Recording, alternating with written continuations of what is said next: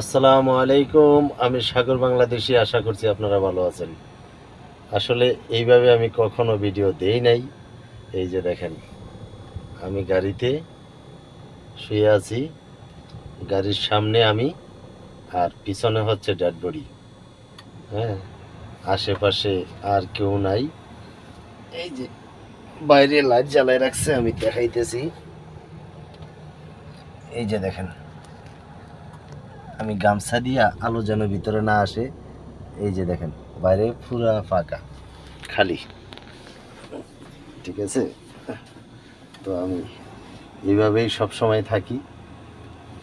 এই গাড়ির পিছনে ডেড বডি, আর আমি সামনে থাকি।